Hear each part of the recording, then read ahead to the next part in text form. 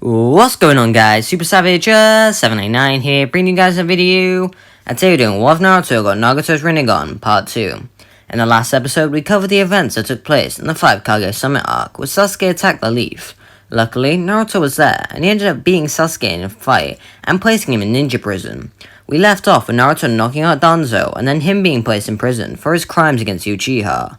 When Danzo enters the prison, Sasuke would see him enter and takes notice of his Hashirama arm.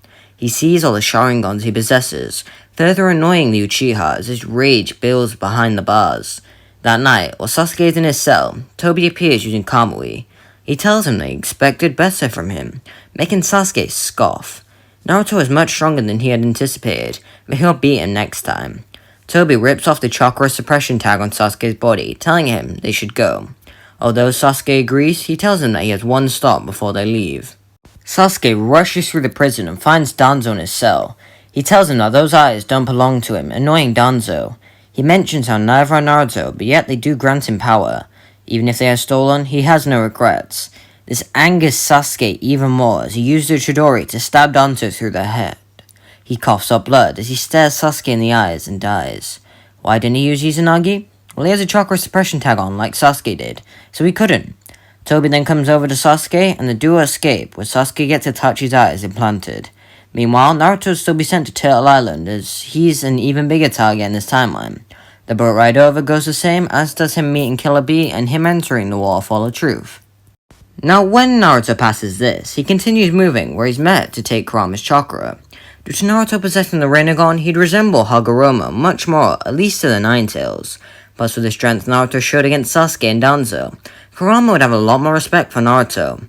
So when Naruto approaches him, Kurama would be a lot more willing to give him his chakra, though he's going to make Naruto fight for it first. When removing the seal, Kurama immediately attacks Naruto, but Naruto is able to react enough and use the prayer path. He begins to absorb the Ninetales chakra in a clever tactic to take his chakra quickly. Naruto then rushes Kurama using a bunch of shadow clones and ends up bombarding him like he originally did. I do think that Naruto still ends up meeting Kushina and learns about the Ninetales attack. After that, Kurama would stop fighting Naruto. He gives in and tells Naruto that he'll give him his chakra, which Naruto grins at. And so, Naruto accesses KCM2 immediately. Just like originally, he senses Kisame and Samehada, and then Guy ends up fighting Kisame, leading to him committing suicide and sending intel back to Tobi. Kabuto then shows up and kidnaps Yamato for the Zetsu army. Not much goes different there. Meanwhile inside, Big would be trying to teach Naruto to transform into his Biju. Since Kurama is consenting, it works, and he enters the Golden Fox form. He would then learn how to use the Biju Dharma fairly quickly, but he'd be able to expand upon that. He tries to combine his Rinnegan abilities with his regular abilities, and overall make them that much stronger. Over in the war, Kono would be fighting with the 3rd Division, which is the one led by Kakashi. She'd be fighting against the swordsmen using all her paper attacks. Since she had prep time in the battlefield, she set up traps everywhere, making her quite the useful asset to have in the war. Beyond that though, not much changes until Naruto escapes Turtle Island. The only other change is that Tobi doesn't get the Kinkaku Gourd, possessing the Ninetales chakra. That is because he doesn't have the Rinnegan, so he can't summon the Gedomazo to distract long enough. Naruto begins his escape with Kurama telling Naruto they can feel they're all lying to him. Before Haruka can come out and try to ease Naruto, he'd use a Shinra Tensei and pushes them all out of the way. He then begins to fly past them all, making it out there with relative ease.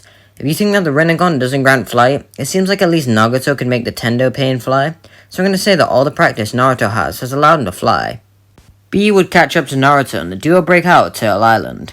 They then begin to rush to the battlefield, but A and Tsunade stand in the way.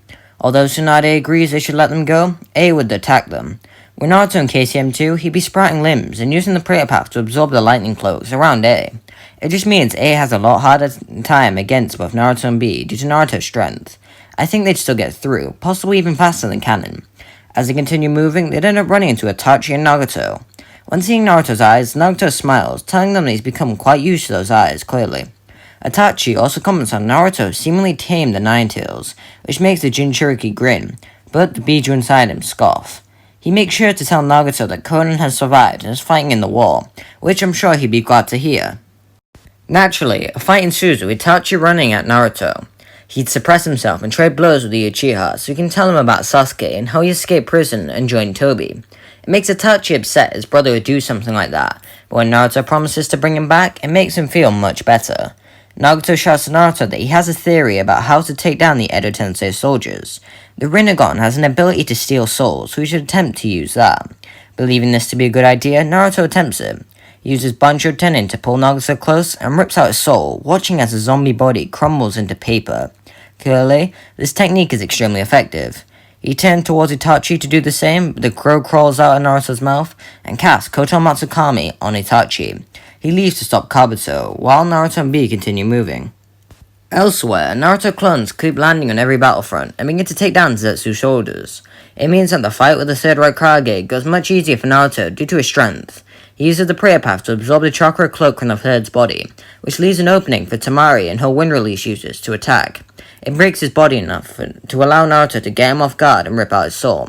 This is because Temari, after all, is universal. He moves to go help Gaara against Gengetsu, which goes much better for them. He's able to stop the steam imp much easier and speed blitz the Kage by ripping out his soul.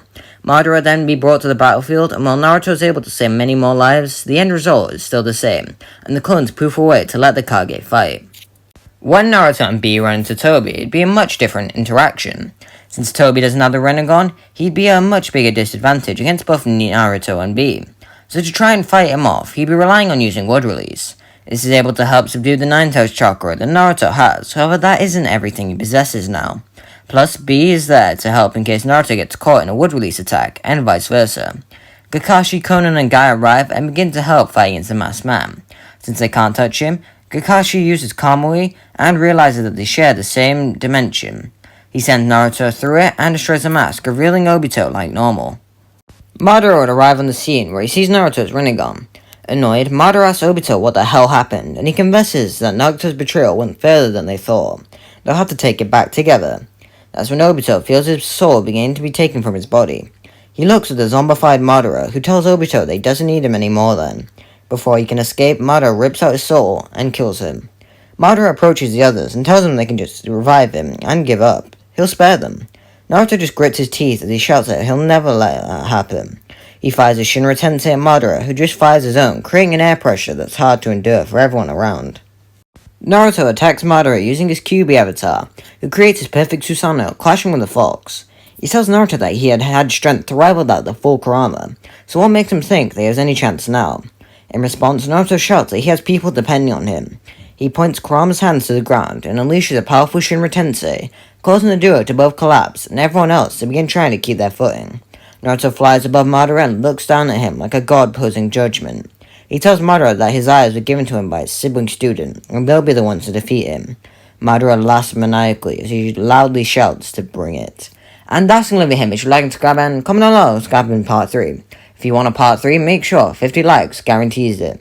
The response for part 1 was amazing, so I'm pretty sure this will get to part 3, but you never know. And so yeah, bye!